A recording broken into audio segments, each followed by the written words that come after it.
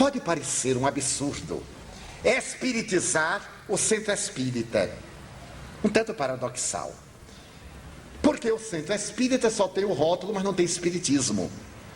Vamos agora por partes, que é muito delicado. Eu fui convidado a proferir uma conferência em um centro espírita no sul do país, e normalmente quando eu recebo um convite eu não atendo, porque pode ser o entusiasmo da pessoa e a pessoa se arrepende. Então eu digo que oportunamente sim, e aguardo um segundo convite. No segundo convite eu digo: olha, para o ano volte a escrever-me, para ver se a pessoa está mesmo interessada. Para o ano a pessoa volta a escrever, digo: para o ano, na programação nós vamos colocar. E nessa casa eu fui postergando por um período de 6, 8 anos, primeiro por falta de tempo, até que o presidente insistiu tanto que eu me senti constrangido e digo: meu Deus, eu tenho que dar um jeito. E estabeleci uma data. Eu disse-lhe na carta: mande-me as datas que lhes são ideais e eu escolherei aquela compatível com a minha programação. Estabelecemos por 6 meses, correspondemos-nos e tudo foi muito bem. Chegou o dia, eu cheguei à cidade e fui uma bela instituição, um edifício monumental, uma sala, metade desta, para as nossas necessidades de alta proporção. Quando eu cheguei à porta, fui recebido por uma comissão muito gentil. E se travou mais ou menos o seguinte diálogo: senhor Divaldo, o presidente pede desculpa por não ter podido vir receber o senhor. Eu disse: mas é natural, não há problema. Aqui está o vice-presidente, o secretário, o tesoureiro, e nós desejamos recebê-lo, porque o nosso presidente está no prédio vizinho fazendo cromoterapia. Eu disse: eu não sabia que ele era cromoterapeuta.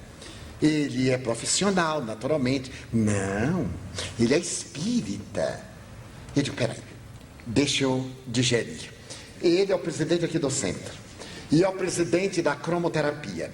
Ele me convidou para vir aqui durante 8 anos, marcou a data e foi fazer cromoterapia.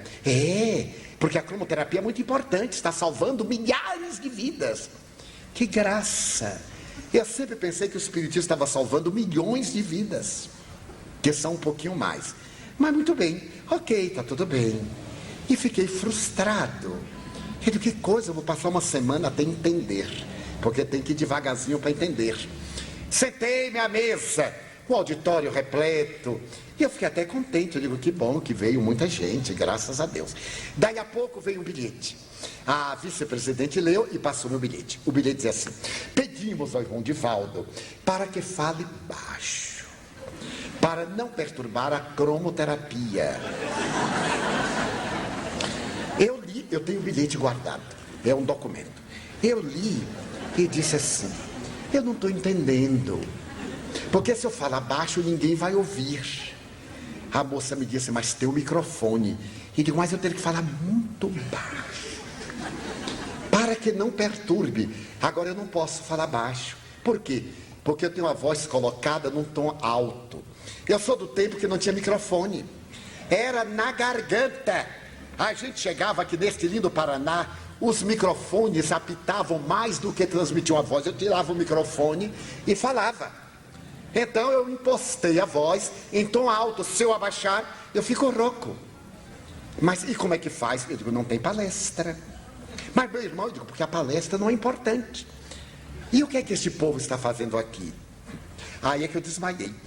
Eles estão esperando os que estão lá saírem, de forma que a palestra é para entreter, e à medida que forem saindo eles vão para a cromoterapia. Eu disse também: eu não vou deixar. Se eu começar a falar, eu vou pedir que feche a porta. Não sai daqui nem morto. Porque eu tenho um tema. E tenho naturalmente a proposta, a discussão e a conclusão. Você sai do meio, não entendeu nada. Como é que vai fazer a cromoterapia? Mas, irmão Divaldo, eu digo: não há problema. Eu pensei que se tratava de uma casa espírita. Com muita tranquilidade eu disse. Mas eu digo: não, é rotulada. Porque eu estou vendo ali o livro dos Espíritos. Se você me mostrar esta palavra naquele livro, eu vou ser cromoterapeuta a partir de amanhã. E lhe vou falar com toda a honestidade. Tudo isso é muito relativo. Porque nós espíritas acreditamos na lei de causa e efeito proposta por Allan Kardec. E eu não posso admitir que uma terapia de cores mude o meu destino, se eu tenho um processo degenerativo de natureza kármica. Ela é terapia, mas ela não é solução. A solução está na transformação moral do indivíduo. O indivíduo pode mudar de doença, mas ele terá que cumprir a sua tarefa de dívidas, ou as leis são injustas. E a lei é a mesma para todo o universo, não é para a Terra. As leis são naturais para o universo. Então nós estamos ludibriando essas pessoas. E eu vou pedir licença para não falar, porque senão eu vou esclarecer.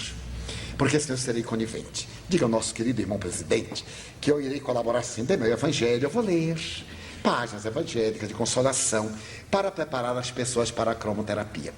Será esta a imagem de um centro espírita? Em absoluto. O centro espírita não tem que se envolver com nenhuma terapia alternativa. É até um desrespeito. Porque o cromoterapeuta é alguém que estudou. Ele tem a sua clínica. E o centro espírita não se pode transformar numa clínica alternativa. É um lugar de transformação moral do indivíduo, onde se viaja ao cerne do problema para arrancá-lo. Isto é fraude.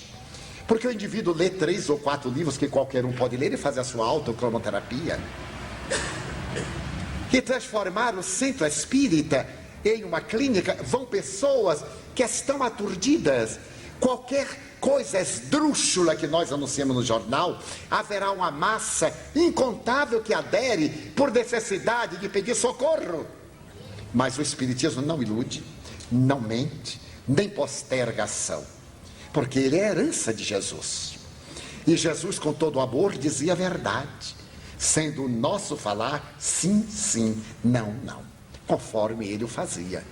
Não iremos dizer de uma forma grotesca ou agressiva, mas iremos dizer de uma forma verdadeira. É melhor às vezes perder o amigo agora, porque não conivimos, e o termos depois, do que apoiarmos e o perdermos por definitivo, quando ele notar a nossa fraude.